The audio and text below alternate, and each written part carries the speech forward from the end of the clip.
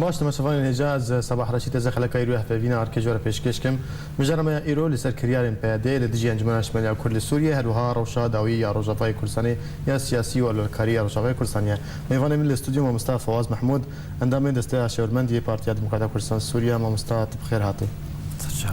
دسبيك دم بين سر كريار بيادي لدجي عندما مسر كردو اليغرين بارتي انجمن شمال كل سوريا روجافاي كرساني حتى انها گره کس از زندان پیاده دانه دزانه روشا داوی چوایا هجمار و چند حتی نه چند اندام مسر کردن و د زندان پیاده دانه دست به که مخصص طرفته ولات بده امسر ساغیه بود سر کرده و حواله پارتیا کیتی ایرو حوال کیمی خواتکاری هجا اسماعیل حمه مبهستی وفات کریه براستی ام خوازن سر ساغیه بو کسو کاری ویجی مروی ویجی و هروها سرساغی بو معلومات شهید چونه به تایبت او هر دو شهید می روش آوا و همو شهید کردستان دبر خاک خود دبر بروانیا ملت خود و راحتی بو همو پیشمرگی هنه براستی اب بویر و داوی بونه بهترین لقامشلو والجزيره بويرن مظنن يعني لغوري روشا والوزيا كرتي ودر حقا روشا دولي ود مساله چارە سەرکردنê چێ دبن یان محاولێ دبن بهترین yani وەکەمتێن فێمکردن کورد خودی مافکن یان پشگیریا وا دبێ ji nav dewletiyê mezin û îro rojî şerkî dibe bûyî hawê hanê براستی اف تشتکی بالکش ایرورو یعنی ام سر راوستن مد تصور دکر مددیت یعنی او کارو ایشی دبن لی مدگوت اما امی تاس سست بکن نابرا خواد ام ناهل او تا بقته یعنی او بهشتی در حقیقی پر مزن و پر بالکش پشتی گرتونا سرکرده و سکرتیر و كسب نافوسار و كسن هيجا و خباتكار براستي او معناك دود تي خيانين او تصور ما ديسا لفاقر جير لازم مخابن يعني ام روشكي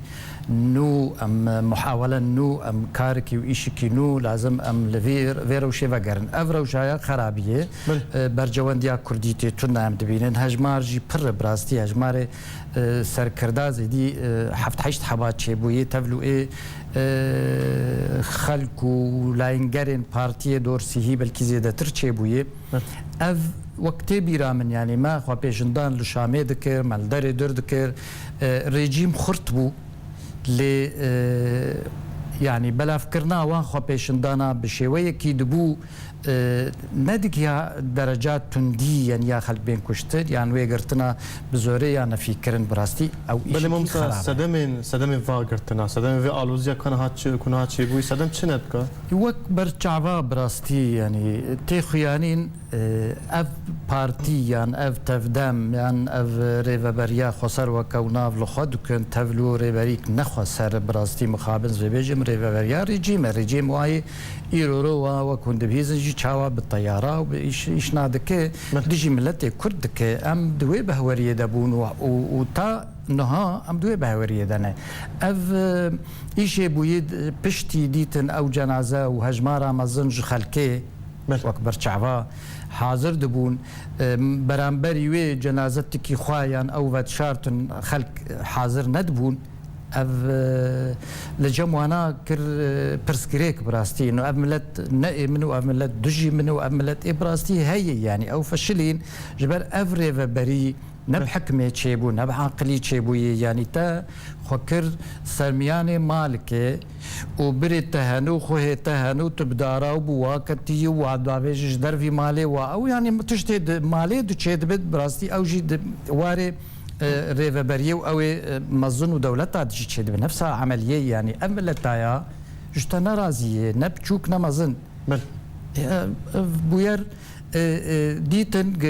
ملتنا ايوايه براستي يعني فجبر وينا مخابن يعني اجا كتن واركي يعني رد فعلكي خرابتر يعني تشتيرو كرنب خبي ديشينن بري اي كزي بي راس ملتي ما يكور تافيك وبيدش لاشكرا دكن روبلا خوار راش دكن ولی ما مستنها هجمارا گرتیان تا گوت نزیکی سه کسی چه بویا هن زانن لکودرینه روشاوات شون هن چه آگاهی الجماعة هنا والله يعني هنجي القام شلون هنجي وقت ما بهستي علي رميلان هنجي علي عمودين الحسجة يعني او زندان خوي تشيكرنا او تيدن يعني ومع الاسف يعني او شكل داد قهيه يعني ما برينها بحصار جيمكر وقت مثلا ايجو خزيل كفندز اميرو ام لبينن او تشتي ريجيم وبيرتشي دبو براستي مكاريب وام خبات خوبكن وملتي خوجي بباريزن وام كاربن او كاندو فكروا راماني ما مسألة نتوي ام كارن لي مقاتبن يعني ما ندهش بيش راست ما تشت بيك نتاني جي ما بيك نتاني بوي شوية الجور ظرف يعني لكن ما تشتي بيك اني بو ملت هر وهر دستك بو ملت هر وهر ديروكا خناز ذكر ايرورو ملت جهفد كذب بشكل ما لكن بالشكل كي دجي ملت دي سال خفت قرا انا نازدك اف كارو اف بويرن دبن نت خزمت هدانا لوما وملت همبري في مساله راوست يعني وهمبري وانا راوست تش بن فيساندن بتش بكومبون بتش بشويه خباطه اشتيانه ام وي كاري دكن دو زنداني وادنا ام نزانن بلكي هنك جيجي بري ونوجي هنك جي هشتن جم ريجيم جي يعني قال له اف بويري دبن يعني جموانه ريجيم تيد بشداره اف بويري دن دبن دوان كومكجيه تشي دبن يعني وا تقينه تشي دبن يعني وا ريجيم تيد ينتيد امل جما ام دبين الريجيم بشدار دوا مسالات ولی ما مستن پیاده و رهبری اوید بجا افجال کس جالين دادگاه و هات نخواستن و ورن دادگاه کردن مالبات شهیدا دعوال سروار را کردن هن سروی کچت بیشن براستي اما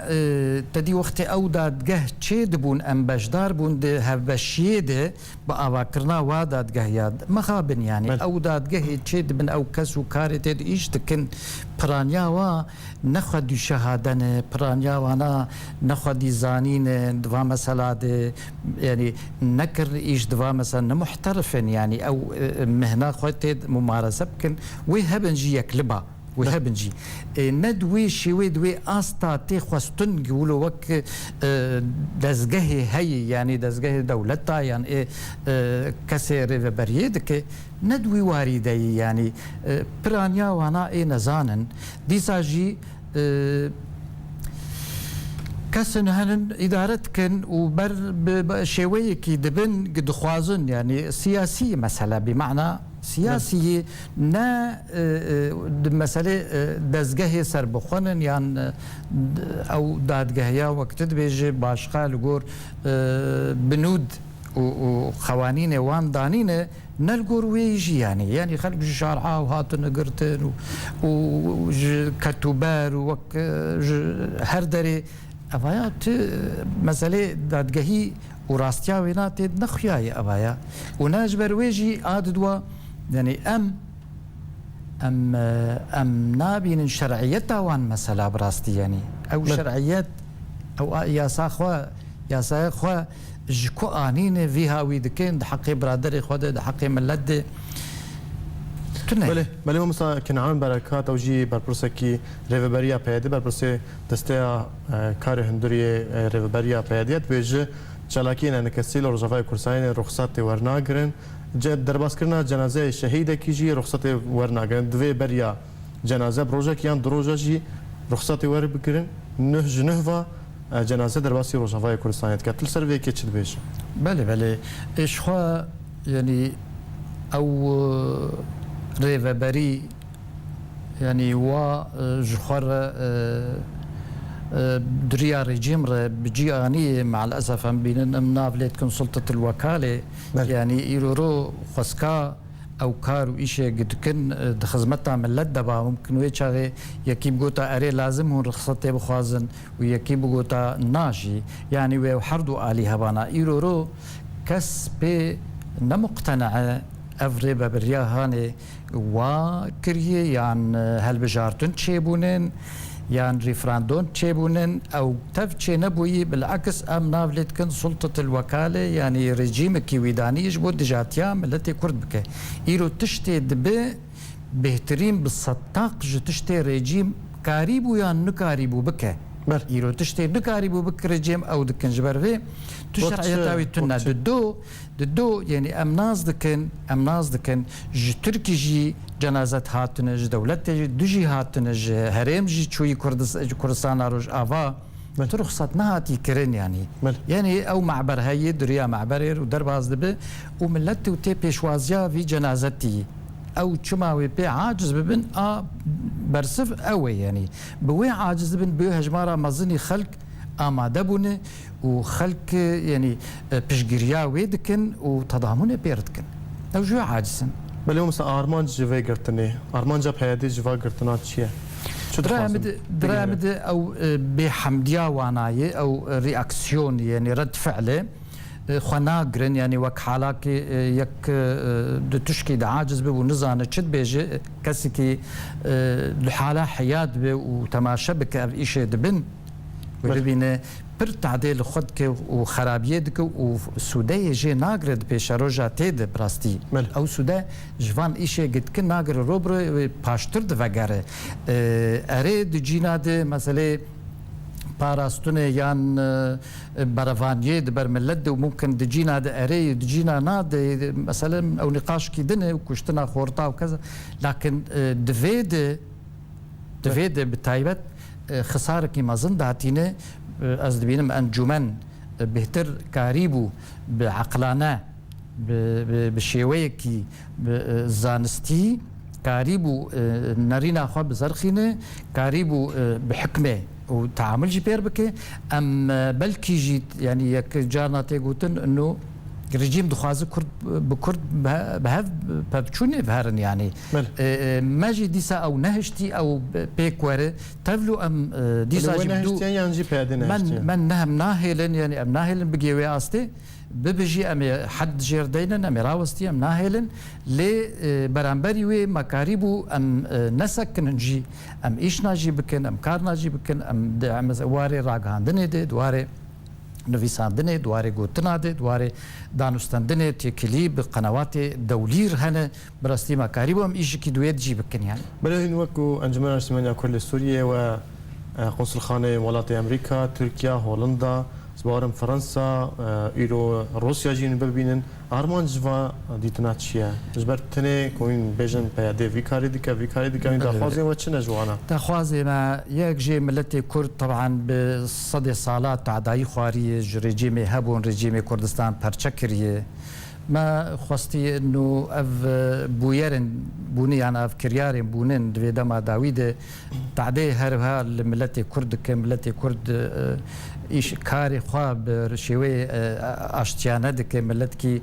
شر ناخواز ملتكي ما في خد خواز تعداي قال لك لي بوي ملتي كرد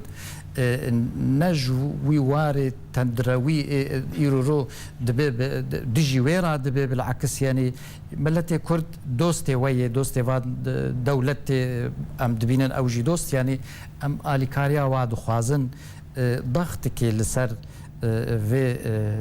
بارتي يعني في تفدمي ضغطك هبه راوستين وان ايشو كارين تعدايت جينه ملتي كرد بالتواي براسي قلتنا ما او يعني ام دوستاي بدوستاي دخوازن ام مثلا فكرنا خلكي وكشتني او براسي جناها وقداغيه وقبول نابه الجبري خربيج ايرورو ام دبينن دولتي عربي بهتري سنتي سرميان اف دولتانا دهرفن اف برساهاني هجر ام في برسي بكن جبهية دي او چما هرفينه يعني چما دهرفن رو ام بينن بيه دي ايرو رو وايشادكه او ايشي او بون السدام بهرفاندن يعني تيك هرفاندن ادبج ايرو قال لك دولة عراق سوريا بيد در دولتي دي جبر وإيديولوجي وفكر شمولي استبدادي ما في ملتك دي يعني بيكاتي يقدن دنا واد تنبو اف دولتانا دهرفن اف ايشي دبي ايرو بهتر زيادة تري وي ممارسات و ايشي قدبو زيادة تري اف بنجهي وانجامي جناته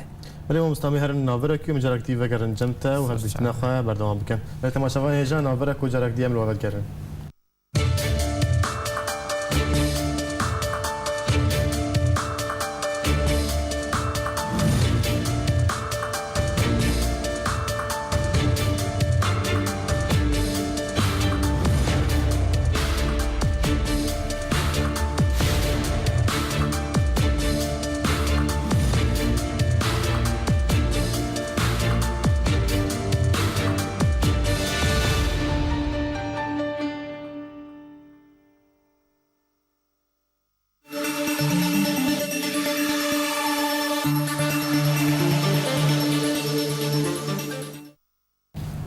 تماشاوان هجا جارك ديدن باش جاردين ميوان خام مصطفى فواز محمود عندما دستا شاورمندی پارتیا دموکرات کردستان سوریه ما مستعد جاردی بخیر استودیو که کاری به انجمن اجتماعی کرد سوریه انجمن پارتیا دموکرات کردستان سوریه نه چه بکن کاری به چیه راستی دمک یعنی انجمن خواست آستا کاری خواه هنگی زیاده تر بکش بر مدید یعنی هنگی که معنی هی براستی و گازنش چه بون و هم گاز نادکن کار چه بون سر آستا در و اروپا به اعتبار یعنی او دولت ایرو دستواد وان بویرند هرما کردستان یان ده هرما روجلات ناویم به تمامی ام بینن دیتنا وانا و گوهشتنا نامک یعنی دروشه دی یان نرین خو انجمن دسپیکا شورش هبونا خرط بو براستی و تکلی گلک پیربون فجبر وی ما خواست یعنی وگرک چه بجوا مثلا اول ما وک شاندکه چو اروپا گلک یعنی وزارت و خلق و در خودی ایش کرن لوی دجی طبعا او قنصلی گلک هاتن دیتن دوان کریار ویداوی نباشی المنطقه جزیره و هر وها بردوام يعني او تكلي وبيوندي بهتر يعني بدولتي خدي بريار يعني كارن بهتر حسن دكن يعني امور دست وادنه وكروس وامريكان بلدو خازن بهترين انا او جي نقاش يعني جين اهتمامي يقبنا ديتنا وبخورتي بيديتن وتواصل هر هاي اللي بهتر في دمي يعني جبونا مثلا چاره سرکرنا روشا کردی جبر گر روش هرب گرم ترد بو او دبو هنا آمه مخابن يعني روشا ماجي نزلاله بله و مسلسل کریارن پیاده 10 فراکسیون کردستانی دی پارلمانتویا کردستانی دا داخل یک درخستن گوتنم و کریارن پیاده شرمزار دکن دا خوازا سربس بردانا گرتیان گرتی و سرکردو اندامین انا کسی لجم دزندان پیاده دا کرن تو و داخلانی چاد دا خزاواج آلی دنیا کردستانی چیه آلیون بیدنگ ام تصور دکن هر پارتی کی کردستانی یان هر حزب کی نرین کی زلال یان به مافی ملت کرد رای لهر جی کی و ببینه اف کریار شاشن یعنی ام پارتیا یکی تین اجتماعی جی وكم ناس كنت يكلي بير بويه وضغطك كريه براستي وسباسيا وام دكن جبر حقيه ام دخوازن ايرو نا رشو سبيه يا بمراي ونب مراي ايرو كرد قش مستهدفن لهر چار پرچا بيديفيا كومبونه يان ديتنه يان هفگرتنا هر چار پرچا هي و جبونا چار سكرنا پرسکری کامه براستی. ولی بوش رسالکرنا و پرسه پارتیا پیشورو دموکرات کرد سوریه و رخصتنا سوریه دموکرات دست پیش خریه کرن تاف دست پیش خری چه وادی تجبو چه رسالکرنا روشه از سر حالا يعني وك بارتي كي بالتالي تايبات ممكن يك هابونا خا يعني الشاب وراس دخل من نجي براستي يعني مع احترامي جو بارتيا بيشفرو يعني تدبيني جار نجي نارين او باش براستي جي رحت يامروي و سركردين هجاي دي بارتي دهنا وجا ناجي تبيني قوتنكي لقور خضر ام بغض النظر لكن ايرو اف كريار وك من ديت يعني او بخوجي او شرمزاكري يعني بارتيا بيشفرو بخوجي مدي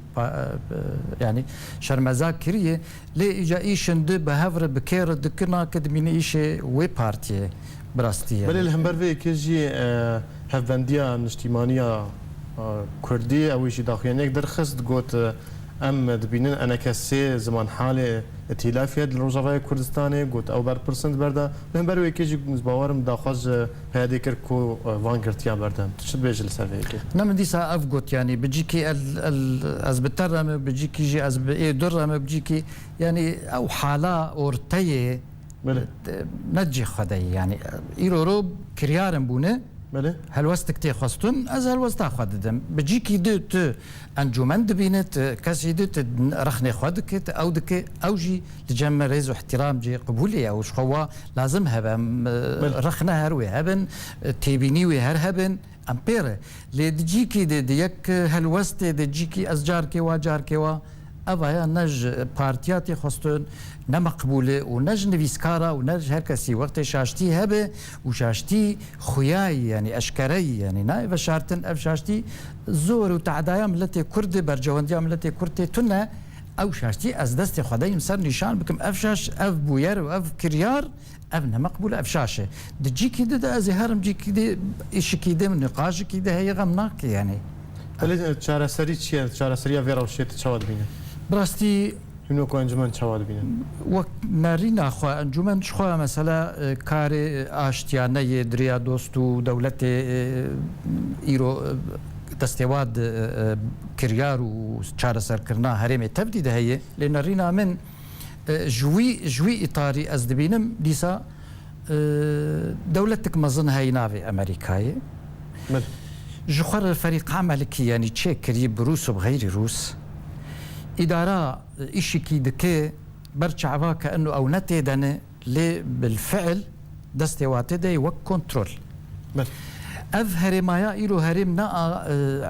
كرداي يان عربات تاني يان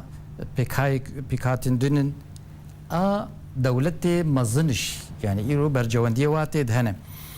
بچشي وي برجواندية وانا وي بيك وره وباشتر وره دي بيشاروجا تيدي وي او ببي وقت تصورها من بحرة كردات تيدي هي از ما يدبينم يعني تشاوا يعني از عجب ما يدبينم تشاوا بيدا بيجي دولتا كردي دماوي تشويه دولتا كردي ايرو روجاويه جبر دولتي مزن دبينن تعدل كردا كرنه و پرچه كرنه تخوازن وابين سر افدو وك گوتنه وانا وك امريكانا وك روسا اتفاقيا سايكس بيكو دماوي تشويه ام بينن دخوازن ويبكن وبرچع واجي وقت دما قامشلو و كوباني دقيه هفدو وقامشلو تيخوستن كوباني و عفرينجي بقين هفدو أبايا نامايك براستي يعني أم خوش فهم دكن معناوي دولتا كردي يعني هريما كردي بجيتي بيشروجاتي از بي بهيفي مبراستي لي مخابن إيرو تشتي بونه لمنطقة جزيرة وبرانيا عرباتي دي أو سيشار قواتي دي تشيبونه أو هزي تشيبونه أبايا أفلي فتلاندنك جبونا تأخيرا يعني چارە سەرکردنا مەسەلا کوردی ولی مامۆستا ئیرۆ حەسەکی باژاری حەسەکێ تێ تۆ بارانکردن تێ بۆمبە بارانکردن شەر و پەرچوون لە حەسەکێ هەیە تەوێ ڕەوشێ چاوا دەبینە هنا يعني ريجيم دسبيك ما قلت جي ريجيم اف هيزا هاني اني كلكا خواج بنا خد باريزياك جبو دجي انجمنا نجتماني بسكنه ويا نراوست جبونا هجر كرد شر هل بكنيان بيشكي بوا واجبر ويجي بسركت يعني زكارم بيجم ريجيم ابا خو بسرخست ليه ملت ما هر خدي يعني او انجمان يعني ملت برسكريكا خناز دكي ودوزا خناز دكي ما نهشتي تشتي ريجيم ببن ام هر تاخير يعني ما اجل عندي ام مساله خو دو يعني الريجيم حدك فير فبرير دانيه يعني بيدا حدك جير هي يجارنا بلكي خد بينا انه فعلا او يعني دستلات يدك لريجيم هر هي دبيج ازهم لقامش لوجي تشيبو بريوي لحسد تشيبو فاجارة دواي مخابن بالطيارة يعني اوجي اشكرا رسالة نامه دشينج بيديره دبيج السربيانم نتيه وحدك اشتر هي زيدي وينات ناره بله وجبر ويجي مانا سي هيزي دش خور بيدا كرني نافيوا ار بريان اجتماعي ودفاع وطني اسوتورو محمد الفارس وريجيم جهي افتف لاليكي هفدو دكره بريجي ايه هفبون برامبري وينا بيداي وتف خكرنا انا ديساجي جوان بكايتي دي عرب وايدي عمليا نما قوتكي بخوا يعني قواتلي يعني لاشكي ساغلم ما لاشكي ضعيف براستي برشعبا مظنه بس لاشكي ضعيفه او لا شايا و نخرته وخسر خو نجري طالما ببراتيا كردي نجرتي طالما بملتي خو نكري وك حاضنه در دوري خو خرت بخرت به افقش نكري يعني كاغتي خرطبونا خو بجيناني براستي اذكار مشتر بيجم كاغت ايرو الجم ريجي من تفلو از وید بیجم نه از هیویا ملت خواب خود بکم یان ضعیف بکم هر دیساجی نه رژیم خورته و نه او پیکاتیه دخورتن و نه پیه دخورته قوتك هي لجوري خدي طياراي او قواتايا بريار دستينه ويچاوا روشي چاره سر بکیان خریطه چکیان زلال بکه ولی پرسامی داویت خوازم کرتی برسوام بده د پیشروش روجاوای کردستان چواد بینه لگوری وی روشانه ها براستی مخابن يعني نتيجة وك من قوت هنكي لفت لعدن شيء بيو رجيم أو شخر عقبات وك خندقوا أو شيء كرنا أو ناس دك يعني إرادة دولية شيء خوشوي تخينه فاجبر وينا براسي يعني عقبات شيء كرنا هنكي وي سر ملتي ما بكلف أب عقبات أنا حياة خوشي خلاص كي لي وي روشا كردي چاره سر ببه هرما كردي وي شيء ببه أزنابيجم یان دولت یان فدرالیه یان اداره ذاتی لیوی او سرمیانیا خوب که ملت کرد و روجا وینا پیش زلال لوما ترکشی دکوه هفده و دمینه هر تشتی بفروشه و هر تشتی بک قربانی بس دولتا کردی یان هبونا منطقه کردی چه نبه لأن اوزانه چه ببه بله گلک سپاس مصطفی فواز محمود اندامه دسته شورمندی پارتیا دموکرات کردستان سوریه تیرو میوانه آرکیبو گلک سپاس شو باید ما شوای هجام گشتن داویه خلک خویایی رو حتی خلک دیگه ببینید خیر و خوشیده